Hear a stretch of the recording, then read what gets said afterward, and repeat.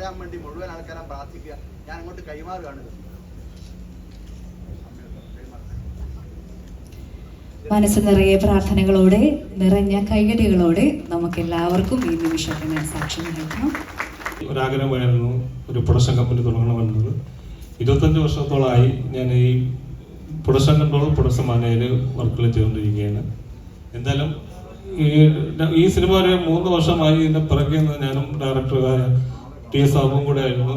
3 വർഷം കൊണ്ട് നമ്മൾ പ്ലാൻ ചെയ്ത പ്രോജക്റ്റായിരുന്നു. അതിന്ന് സഫലമാക്കാൻ വിചാരിച്ചതിൽ വളരെ സന്തോഷമുണ്ട്. കൂടുതൽ സംസാരിക്കുന്നില്ല. എല്ലാവർക്കും നന്ദി, നമസ്കാരം.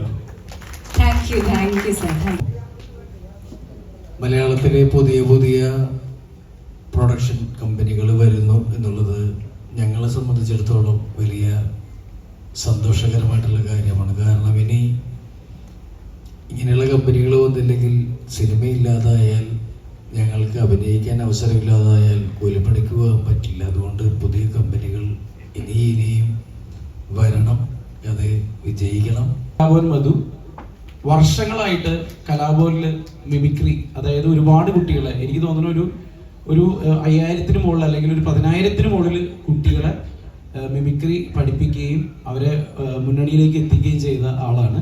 വർഷങ്ങളായിട്ട് കോമഡി, അതായത് സിനിമാല എന്ന പ്രോഗ്രാമിൽ എഴുതിയിരുന്ന ആളാണ്. നമ്മളുടെ എല്ലാവരെയും അറിയാവുന്ന സ്റ്റാർ മാജിക് എന്ന പ്രോഗ്രാമിന്റെ റൈറ്ററാണ്. ഞങ്ങൾ ഒരുമിച്ച് ബഡായി ബംഗ്ലാവ്, എന്റെയും അധ്യാപകനാണ്.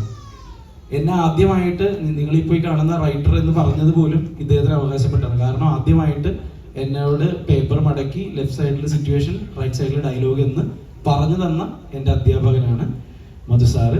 അദ്ദേഹം വിളിച്ചതുകൊണ്ടാണ് നമ്മൾ ഈ വേദിയിൽ വന്നത്. അപ്പോൾ എനിക്ക് അദ്ദേഹത്തിൻ്റെ കൂടെ വേദിയിൽ നിൽക്കാനും, അതുപോലെ വെടിക്കെട്ടെന്നുള്ള സിനിമ ഞങ്ങൾ ഒരുമിച്ച് ചെയ്യുകയും ചെയ്തു. മധു സാറിന് ഒരുപാട് വലിയ ശിഷ്യന്മാരുണ്ട് കേട്ടോ, ഒരുപാട് ശിഷ്യന്മാരുണ്ട്. അത് ആരൊക്കെയാണെന്ന് മധു സാർ തന്നെ പറയും. അപ്പോൾ എന്തായാലും മധു സാറും വിളിച്ചതിന് മധു സാറെ താങ്ക് യു. ഇതേപോലെ നല്ലൊരു ഫംഗ്ഷൻ, നല്ല ഇത്രയും ആളുകൾ ഉണ്ടെങ്കിൽ 2 ഫസ്റ്റ് ഷോ സെക്കൻഡ് ഷോ ഒക്കെ ഉള്ള ഫുള്ള് ആളായിട്ടാണ്. ഇത് ബാക്കി നോക്കിയാൽ മതി.